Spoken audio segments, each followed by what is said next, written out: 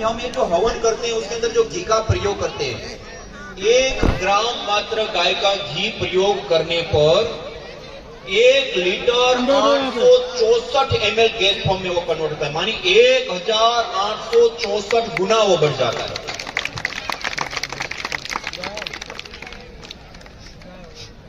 और इस गाय के घी के जलने पर जो गैसें उत्पन्न होती हैं उसके अंदर एथिलीन ऑक्साइड, प्रोपेलिन ऑक्साइड से लेकर के अलग अलग प्रकार की कई सारी गैसें उत्सर्जित होती हैं और उन गैसों के वायु के अंदर आने पर एक अभिक्रिया चलती है।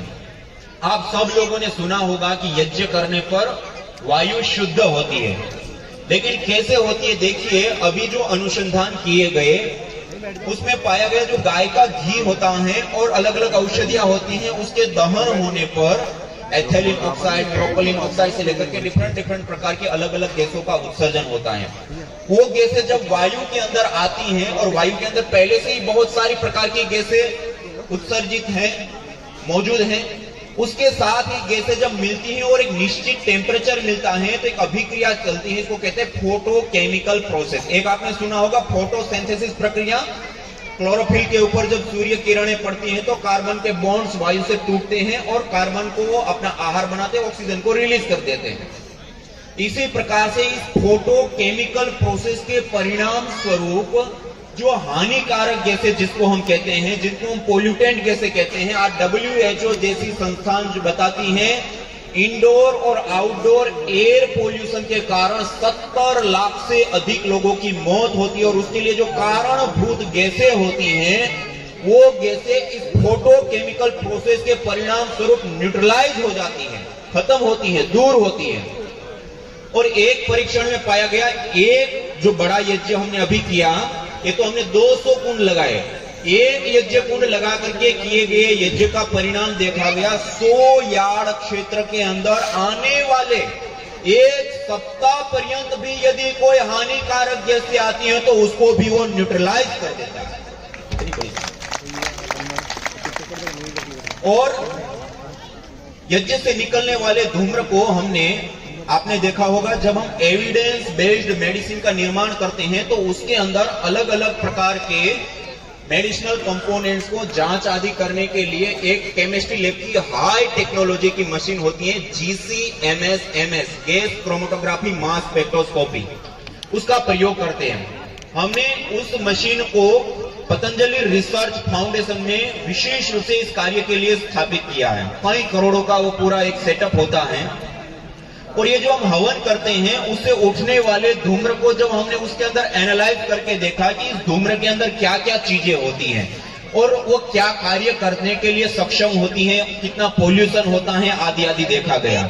आपको जानकर के आश्चर्य होगा, इस यज्ञ से निकलने वाले धूम्र के अंदर विभिन्न प्रकार के डिफरेंट मेडिसिनल कंपोनेंट्स पाए गए, न्यूरो प्रोटेक्टिव कंपोनेंट, जो तंत्रिका तंत्र को सक्रिय करने वाले, डिजर्नेट हुए सेल को वापस रिजर्नेट करने वाले कंपोनेंट्स इस यज्ञ के धूम्र के अंदर सबसे पहले पाए गए। दूसरा, एंटी वायरल, एंटी बैक्टीरियल और एंटी फंगल प्रॉपर्टी देने वाले जो विशेष कंपोनेंट होते हैं। आपने कोरोना काल में देखा, बहुत ही बड़े भारी मात्रा में लोगों की मौत भी हुई और बीमार भी हुए और बहुत बड़ा पूरे विश्व लेवल पर नुकसान हुआ एक छोटे से वायरस के कारण। और ऐसे ना जाने कितने प्रकार के बैक्टीरिया, वायरस और फंगस है। और अंतरराष्ट्रीय स्वास्थ्य के संबंध में जो सेवा देने वाली बड़ी संस्थान है, उनके आंकड़ों को देखें तो बैक्टीरिया, वायरस और फंगस जनित बीमारियां, जिसको हम कम्युनिकेबल डिजीज कहते हैं, उसके कारण एक वर्ष में पूरी दुनिया में 2.25 करोड़ लोगों की मौत होती है। और हमने ये जो हम यज्ञ करते हैं इसके अंदर जब ये कंपोनेंट्स विशेष पाए गए, उसके बाद हमने माइक्रोबायोलॉजी लैब के अंदर इस यज्ञ के धूम्र को लिया और जो बैक्टीरिया, वायरस, फंगस, जैसे स्किन डिजीज करने वाले अलग अलग प्रकार के बैक्टीरिया, वायरस, फंगस होते हैं, इसी प्रकार से सरफेस में रहने वाले कई प्रकार के बैक्टीरिया, वायरस, फंगस होते हैं, वायु में रहने वाले कई प्रकार के बैक्टीरिया वायरस होंगे जिसके कारण से रोग होता है और 2.25 करोड़ लोगों की मौत होती है। उसके लिए जो सबसे कारणभूत बैक्टीरिया वायरस फंगस है उसको लिया, और ये जो हम यज्ञ करते हैं इस यज्ञ का धूम्र केवल मात्र 5 मिनट देने पर 65% से 96% बैक्टीरिया वायरस फंगस मर गए 5 मिनट के स्मोक से। और ये जो कोरोना काल आया, उस कोरोना काल के दौरान हमने कोरोना वायरस के ऊपर विशेष रूप से कार्य करना प्रारंभ किया था, और आज से 3 महीने पहले हमने ये कार्य को पूर्ण किया। आपको जानकर के आश्चर्य भी होगी और अपनी याज्ञिक संस्कृति के प्रति गर्व होगा कि एविडेंस बेस्ड मेडिसिन के तौर पे एक विशेष हवन सामग्री का पूरी लेबोरेटरी वर्क होता है, उस वर्क करके एक हवन सामग्री का निर्माण किया, उसका नाम है कफेष्टि हवन सामग्री। और उस हवन सामग्री का प्रयोग करके आपको जानकर के आश्चर्य होगा कोरोना वायरस और ब्लैक फंगस का ट्रीटमेंट 100% कर सकते हैं, और उसका अंतरराष्ट्रीय स्तर पे पब्लिकेशन भी हो चुका है कि यज्ञ से हम जितनी भी बड़ी बीमारियां कहते हैं उन बीमारियों को भी हम अच्छी प्रकार से ट्रीट करने की शक्ति सामर्थ्य इस यज्ञ के अंदर होती है। और सबका जो ज्यादा पढ़े लिखे लोग हैं उनका एक विशेष प्रश्न होता है कि जब हम यज्ञ करते हैं तो उससे धुआं होता है। क्या होता है? धुआं। और धुआं होता है तो पोल्यूशन होता है, और पोल्यूशन में रहने से स्वास्थ्य गिरता है। आपको जानकर के आश्चर्य होगा जो हम यज्ञ करते हैं उसमें गाय का घी और अलग अलग जो जड़ी बूटियों का प्रयोग करते हैं, इससे उठने वाला जो धूम्र है इसके अंदर neuroprotective components, antiviral, antibacterial, anti inflammatory जो सूजन, दर्द या इन्फेक्शन को फैलाने वाले जो रोग होते हैं उसको ट्रीट करने वाले कंपोनेंट्स पाया गया। एंटी ट्यूबरकॉल जो असंतुलित रूप से कोशिकाएं बढ़ जाती है, कैंसर जैसी जो कोशिकाएं होती हैं उसको ट्रीट करने के लिए जो कंपोनेंट चाहिए वो भी इस यज्ञ के धूम्र के अंदर पाए गए। एंटी हाइपरटेंसिव उच्च रक्तचाप या हाई ब्लड प्रेशर या लो ब्लड प्रेशर को कंट्रोल करने वाले जो कंपोनेंट्स होते हैं वो भी इस यज्ञ के धूम्र के अंदर पाए गए। एंटी प्रोलिफेरेटिव कंपोनेंट जो घातक कोशिकाओं के प्रसार को रोकने वाले कंपोनेंट्स भी इसके अंदर पाए गए। एंटी फटिग शरीर को ऊर्जान्वित करने वाले और शरीर की थकान को दूर करने वाले जो कंपोनेंट्स होते हैं वो भी इस यज्ञ के अंदर पाए गए। एंटी लिस्मेनिलिव जो विशेष रूप से त्वचा से संबंधित या घाव आदि हो जाते और धुआं होता है उसको 18 गुना करके हमने लंग्स सेल्स को वो धूम्र दिया, उसके बावजूद भी लंग्स का सेल डैमेज नहीं हुआ और 1% से भी कम मात्रा में सिगरेट आदि का धुआं देने पर वो सेल डैमेज हो गए। ये है यज्ञ का धूम्र का प्रभाव। ये जो यज्ञ का धूम्र होता है एक विशुद्ध मेडिसिन होता है, और इस प्रकार की छोटी मोटी कई सारी रिसर्च आज इसके ऊपर हो चुकी है। और विशेष रूप से देखिए, यदि हम अपने घर के अंदर 5 से 7 मिनट 10 मिनट निकाल करके यदि देव यज्ञ करते हैं तो उसके क्या बेनिफिट होते हैं। सबसे पहला बेनिफिट देखिए, हम जिस अथाह वायु के समुद्र के अंदर श्वास लेते हैं उसके अंदर 2 प्रकार के पार्टिकल पाए जाते हैं। एक होते हैं धन आवेशित कण और एक होते हैं ऋण आवेशित कण। जो आप में से केमिस्ट्री आदि पढ़े होंगे उनको बहुत अच्छे से पता होगा, एनायन और केटायन बोला जाता है। इसका प्रभाव हमारे शरीर के ऊपर बहुत गहरा पड़ता है। जहां पर शहरीकरण है, औद्योगिकरण है, भीड़भाड़ वाले इलाके हैं, वहां पर धन आवेशित कणों की बाहुल्यता होती है। उसमें जब हम निरंतर रहते हैं तो उससे हमारे शरीर के अंदर ब्लड सेरोटोनिन की मात्रा कम होती है और हमारी पूरी बॉडी एसिटिक अम्लीय बनती है। और जितनी बॉडी एसिटिक अम्लीय होती है उतना ही ज्यादा रोग हमारे शरीर में होने लगते हैं। और दूसरे होते हैं ऋण आवेशित कण, जहां पर नदी का तट है, घने जंगल है, पहाड़ी क्षेत्र है, प्राकृतिक स्थान है, वहां पर ऋण आवेशित कणों की बाहुल्यता स्वाभाविक रूप से पाई जाती है।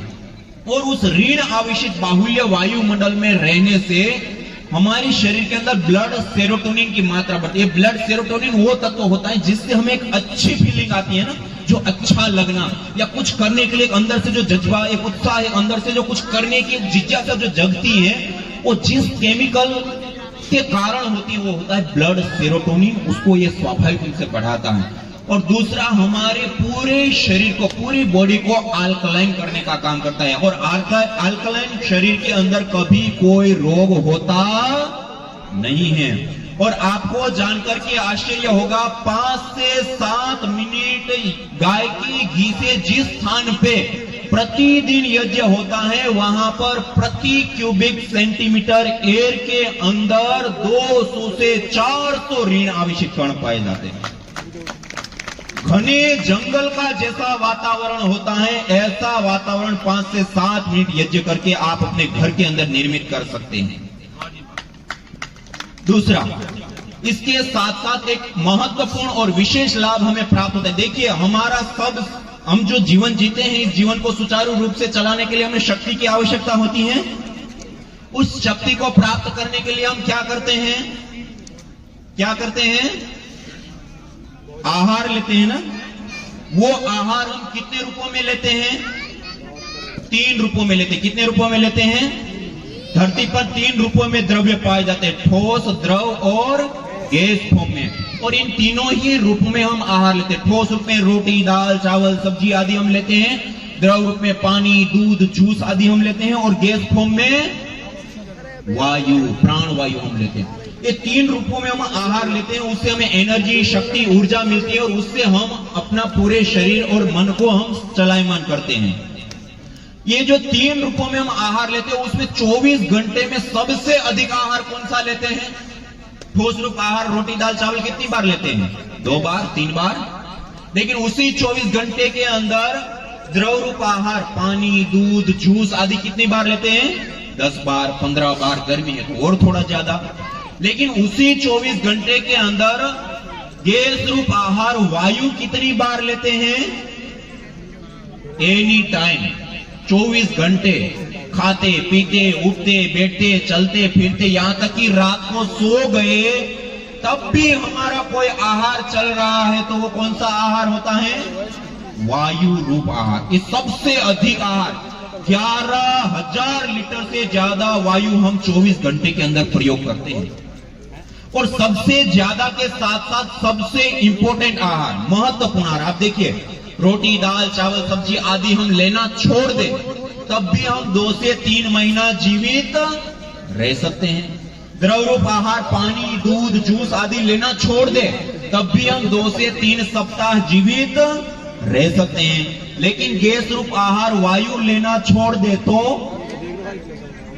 2 से 3 मिनट भी रहना मुश्किल। मानिए, हमारा सबसे ज्यादा और सबसे इंपॉर्टेंट, जिसके बिना 2 मिनट भी हमारा जीवन नहीं चल सकता है, ऐसा कोई आहार है तो वो क्या है? वायु रूप आहार।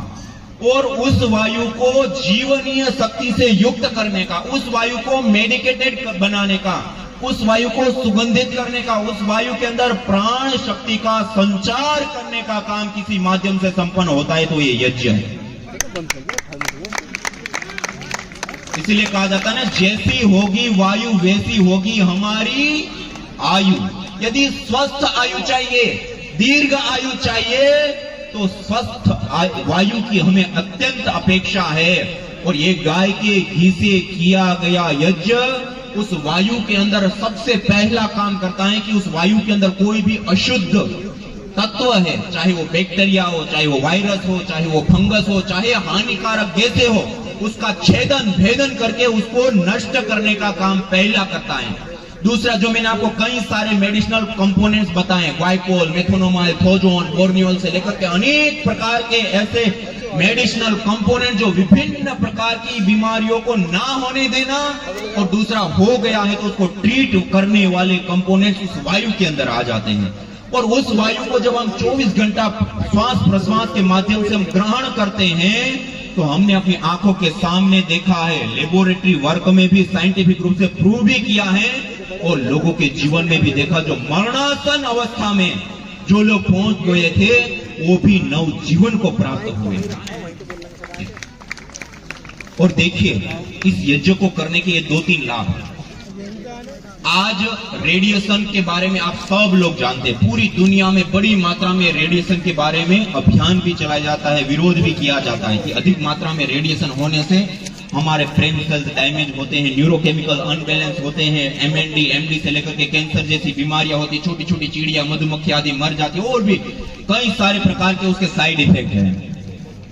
हम जो ये यज्ञ करते हैं, CPCB central control pollution board Delhi के साथ मिलकर के एक परीक्षण किया गया, और जयपुर यूनिवर्सिटी राजस्थान में और एक जयपुर की और यूनिवर्सिटी प्राइवेट यूनिवर्सिटी, 2 राजस्थान की यूनिवर्सिटी और central control pollution board Delhi, ये 3 जगह पर अलग अलग परीक्षण किए गए। हम जो ये हवन करते हैं तो धूम्र जैसे जैसे उठता है तो वायु के अंदर ऑर्गेनिक मॉलिक्यूल्स की डेंसिटी बढ़ने लगती है। आपको जानकर के आश्चर्य होगा, जैसे जैसे ऑर्गेनिक मॉलिक्यूल्स की डेंसिटी वायु के अंदर बढ़ती है, 10% से लेकर के 70% तक इलेक्ट्रोमैग्नेटिक रेडिएशन से लेकर के कार्बनिक रेडिएशन, जिसको हम एटॉमिक रेडिएशन कहते हैं, अल्फा बीटा और गामा 70% तक खत्म हो जाते हैं यज्ञ करने से। रेडिएशन को भी कम करने का काम करता है, बैक्टीरिया वायरस फंगस को भी दूर करने का काम करता है, वायु को पहला शुद्ध करने का काम और दूसरा उसको मेडिकेटेड और प्राण शक्ति से युक्त करने का काम भी ये यज्ञ के माध्यम से होता है। और जब इसका हमने चिकित्सा की परिणाम देखा, हम अपने शास्त्रों को देखे, मेरे साथ आप सब लोग बोलिए, यया प्रयुक्त्या चेष्ट्या राजयक्ष्मा पुराजित ताम वेद विहिताम आरोग्यार्थी प्रयोजयेत्। आयुर्वेद में 3 प्रकार की चिकित्सा बताई, देव व्यपास चिकित्सा, युक्ति व्यपास चिकित्सा और सत्वाउजय चिकित्सा। और उसमें बताया जब विभिन्न प्रकार की औषध दवाई आदि लेने पर भी जो बीमारियां ठीक नहीं होती हैं, जो दुस्साध्य कोटि के जो रोग होते हैं, असाध्य कोटि के जो रोग कहे जाते हैं, उन रोगों के उपचार के लिए पूर्व काल में जिस प्रकार से वेद विहित यज्ञ का अनुष्ठान करके जीता जाता था, वैसे ही मनुष्य, आरोग्य चाहने वाला मनुष्य वेद विहित यज्ञ का अनुष्ठान करके उस बीमारी को जीते। और अथर्ववेद के अंदर बताया, मेरे साथ बोलिए, यदि क्षितायुर यदि वा परेतो यदिर मृत्योरंतिकम नित एव तमाहरामी निर्ऋतेर अस्पार्शमेनम सत्सारदाय। इस अथर्ववेद के इस मंत्र के अंदर बताया, यदि क्षितायुर यदि वा प्रतो यदि मृत्योरंतिकम, व्यक्ति की आयु क्षीण हो गई, उनके प्राण क्षीण हो गए, उनके धातुएं क्षीण हो गए, मृत्यु के अंतिम क्षणों को देख रहा है, तमाहरामी निर्ते रसपार्शमेनम सत्सारदाय, उसको भी मैं यज्ञ बाहर लाता हूं और सत्सारदाय 100 साल की निरोग आयु प्रदान करता हूं। यज्ञ चिकित्सा के विषय में मेरे साथ बोलिए, आयुर्वेदेषु यत् प्रोक्तम यस्य रोगस्य भेषजम तस्य रोगस्य सांख्यर्थम तेन तेनेव होमयेत्। आयुर्वेद के अंदर एक कॉमन विधान बताया कि आयुर्वेद में जिन औषधियों का सेवन जिन बीमारियों को ट्रीट करने के लिए किया जाता है, उन्हीं औषधियों से हवन करके उस बीमारियों को जीते। इन सारे शास्त्र प्रमाणों के आधार पर हमने लेबोरेटरी वर्क करके काफी बड़ी मात्रा में रिसर्च शोध अनुसंधान की है, और उसके आधार पर ये जो आपके सामने ये कुछ डिब्बे आपको दिख रहे हैं अलग अलग, वातिष्ठी, पित्तेष्ठी, कफेष्ठी, हृदयष्ठी, पूरे वर्ल्ड में पहली बार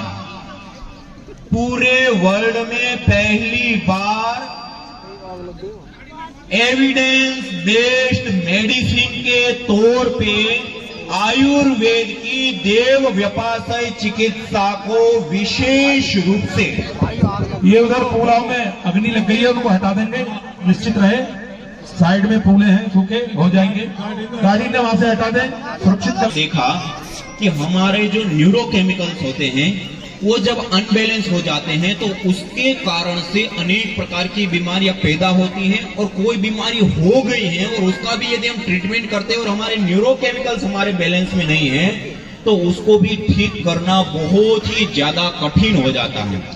उस समय ऐसी अवस्था में मॉडर्न मेडिकल साइंस के अंदर हम देखें तो अभी तक के रिकॉर्ड में किसी भी प्रकार का कोई सटीक समाधान नहीं है हमारे पास। एक सोने की दवाइयां दी जाती है, सुलाया जाता है।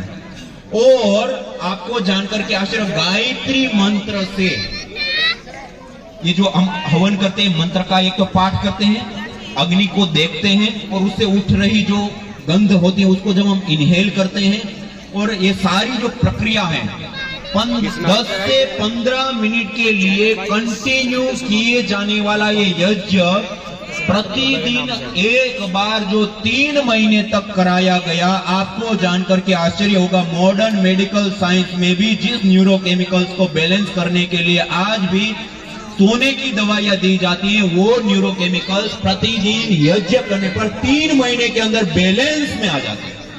इतनी बड़ी न्यूरोकेमिकल्स को बैलेंस करने के लिए भी ये यज्ञ एक अद्भुत कार्य करता है। और सबसे महत्वपूर्ण देखिए, हम जो ये यज्ञ करते हैं ना, और हवन करने के बाद जब अग्नि शांत हो जाती है तो उसमें गुगुल आदि की धुनी करते हैं, कई बार गुड़ आदि या गाय का घी 1 चम्मच डालते हैं, अंगारों के ऊपर हल्की धुनी करते हैं। या यज्ञ की जो धुनी होती है उसमें जो एक स्माइल होती है, एक सुगंधी होती है, उसके अंदर कई सारे प्रकार के मेडिसिनल कंपोनेंट्स के साथ एरोमेटिक्स ऑयल्स होते हैं।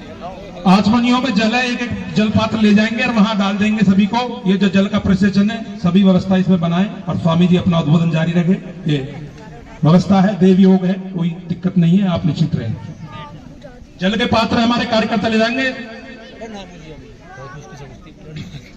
तो विशेष रूप से जो हम ये अलग अलग परीक्षण किए हैं, उन परीक्षणों में अलग अलग बातें विशेष रूप से सामने आई, और उसमें से एक महत्वपूर्ण और विशेष बात, जो हम ये गंध ग्रहण करते हैं, उस गंध में ये जो यज्ञ के अंदर दिए हुए गाय की घी और अलग अलग जो जड़ी बूटियों के एरोमेटिक्स ऑयल्स होते हैं, और उसके अंदर परफ्राल है, ग्वाइकोल है, मेथोनोमाइल है, थोजोन है, बोर्नियोल है, गुगुल, स्टेरोल है, ये कुछ ऐसे मेडिसिनल कंपोनेंट्स होते हैं। उसको जैसे ही हम इनहेल करते हैं, हमारी पिट्यूटरी ग्लैंड एकदम से प्रभावित होती है और हमारे हार्मोन्स एकदम से गुड हार्मोन्स में बढ़ जाते हैं और स्ट्रेस हार्मोन्स डाउन आ जाते हैं। ये अपने आप में मानस चिकित्सा का एक सबसे सटीक उपाय है। आज देखिए, जो जिसको हम विकसित देश कहते हैं, यूएसए आदि से लेकर के अलग अलग देश, उन देशों में सबसे बड़ी बीमारी कोई है तो वो है स्ट्रेस, तनाव, डिप्रेशन, चिड़चिड़ापन, और अन्य बीमारियों का सबसे बड़ा कारण भी इसी को माना जाता है। और जब हम यज्ञ करते हैं और उससे उत्पन्न जो गंध है, उस गंध को इनहेल करने पर हम इस बीमारियों को जड़ मूल से खत्म कर सकते हैं। और हम अपने घरों के अंदर जो छोटा सा यज्ञ करते हैं, थोड़ा सा गुगुल आदि की धुनी करते हैं, और वो धुनी जब प्रसरित होती है तो उससे पूरे घर के अंदर जो सुगंधी फैलती है, उस सुगंधी को इनहेल करने से छोटे बच्चे से लेकर के बुजुर्ग तक का मन शांत, उसमें आह्लादित, मन को प्रसन्न करने वाले, मन को शांत करने वाले, मन को रिलैक्स करने वाले, मन को सहज करने वाले विशेष कंपोनेंट सहज रूप से हमें प्राप्त होते हैं। और उसके कारण से मन, घर में सुख, शांति, समृद्धि और मन में शांति का विशेष रूप से प्रादुर्भाव होता है। तो इसलिए ये भी एक विशेष करके लाभकारी, हितकारी और उपयोगी विशेष लाभकारी। और देखिए, ये कई सारी बातें, सबसे पहला हमारा सबसे अधिक और इंपॉर्टेंट आहार होता है, वो भी हमारा शुद्ध हुआ। उसके साथ साथ कई सारे मेडिसिनल कंपोनेंट एयर रूप में हमें प्राप्त होते हैं। गंध के माध्यम से हमारे हार्मोन्स बैलेंस में होते हैं। मंत्र पाठ, अग्नि को देखना, और ये जो पूरी प्रोसेस, तो हमने मुंबई में वो परीक्षण किए और उसमें कुछ रोगियों को लिए और उनकी बायोफिल्म स्कैनिंग पहले कराई। तो उसमें उनकी पूरी जो प्राण शक्ति और उसकी जो ऊर्जाओं का क्षेत्र होता है, वो सारा डिटेक्ट हुआ। उसके बाद 1 घंटा मात्र यज्ञ कराए। कितनी देर? केवल 1 घंटा। उसमें हमने जो अभी देव यज्ञ की विशेष आहुतियां दी वो, और उसके बाद कुछ गायत्री मंत्र और महामृत्युंजय मंत्र से आहुति, कुल मिलाकर के ईश्वर स्तुति से लेकर के 45 मिनट यज्ञ हुआ। और बाकी 15 मिनट वहां पर उनको प्रार्थना आदि जो हम करते हैं वो कराया गया। कुल मिलाकर के 1 घंटा। और उसके बाद 1 घंटे के बाद वापस उसका बायोफिल्म स्कैनिंग कराया। जो एलोपैथी के डॉक्टर लोग इस कार्य को करते हैं, वो आश्चर्यचकित हो गए कि आपने 1 घंटे में क्या कराया। हम महीनों ट्रीटमेंट करने पर भी जो रूपांतरण नहीं आता, 1 घंटा यज्ञ करने पर प्राप्त हो गए। कि हमारे पंच प्राण, पंच उपराण, सप्त धातुओं को पोषित करता है, हमारे न्यूरोकेमिकल्स, हार्मोन्स आदि को बैलेंस करता है, उससे हमारी पूरी बॉडी एकदम से उभरने लग जाती है। और इसके कारण से जिसको हम बड़े बड़े रोग कहते हैं, उन बड़े बड़े रोगों को भी ट्रीट करने का काम इस यज्ञ चिकित्सा से भली प्रकार से होता है। मैं आपके सामने कुछ एग्जांपल, प्रैक्टिकल एग्जांपल सबसे ज्यादा समझ में आने वाला। एक होता है लेबोरेटरी वर्क, एक होता है शास्त्र प्रमाण, और एक होता है प्रत्यक्ष प्रमाण कि अब मेरे को कोई परेशानी है और हम फिर उसको करें और उसको प्राप्त करें। देखिए 2-3 उदाहरण मैं आपके सामने रखना चाहूंगा। एक इसमें एक कर्कटेश की हवन सामग्री है। एक बहन प्रणीता जी करके हैं, निजामाबाद तेलंगाना में। उनको लीवर का कैंसर हुआ। कैंसर होने के बाद उनको हैदराबाद में एक हॉस्पिटल में ट्रीटमेंट चालू हुआ। ट्रीटमेंट लेते हुए शरीर में 3 जगह पर और फैल गए। उनको मुंबई टाटा हॉस्पिटल के अंदर ट्रांसफर किया गया। वहां पर सारे चेकअप आदि वापस हुए। उन्होंने कहा कि ये कंट्रोल से बाहर जा चुका है और इसमें हम एक प्रयास कर सकते हैं, कोई गारंटी नहीं दे सकते कि इसको ठीक कर सकते, एक प्रयास कर सकते हैं इम्यूनोथेरेपी का। और उसका एक डोज 3 लाख रुपए का एक इंजेक्शन आता है और 50,000 रुपए की उसके बाद जो दवाइयां लगती हैं, 3-3.5 लाख रुपए का एक डोज आता है। और वो इतना हेवी होता है कि एक बार इंजेक्शन लगा तो 25 दिन तक वो व्यक्ति बेड से खड़ा नहीं हो सकता। और यहां तक कि उनकी साफ सफाई आदि करने के लिए जो उनके कमरे में जाते हैं उसको भी विशेष रूप से एक प्रोटेक्शन के साथ जाना पड़ता है। उसके बावजूद भी उनको प्रभाव पड़ता है, उनके ऊपर भी इतना प्रभाव पड़ता है। ऐसे हेवी डोज उन्होंने 5 डोज लिए और 5 डोज लेने के बाद जब 6वें डोज के लिए जब वो गए और जब उनका पूरा चेकअप कराया, जो कैंसर शरीर में 3 जगह पर फैला था वो उनकी पूरी बॉडी में फैल चुका है। और डॉक्टर लोगों ने मना कर दिया कि अब दवाई भी ओवरडोज में जा चुकी है और ये कैंसर इतना ज्यादा फैल चुका है, अब हम इसमें कुछ नहीं कर सकते। परिवार के बार बार रिक्वेस्ट करने पर उन्होंने 6वां डोज दिया और कहा अब जितने दिन जीते आप घर पे ले जाइए, उनकी सेवा कीजिए और हम अब कुछ नहीं कर सकते। मरने के लिए छोड़ दिया गया। जब ऐसी अवस्था में घर पे आते हैं तो सब जगह पर सूचना फैलती है, सब लोग खबर लेने आने लगते हैं।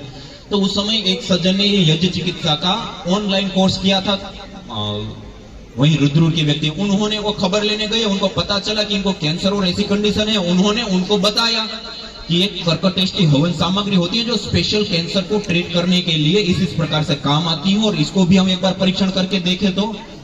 और उन्होंने कहा अब कोई उपाय था ही नहीं। उस समय उन्होंने ये कर्कटेष्टि से हवन करना उनके कमरे के अंदर आधा घंटा शुरू किया।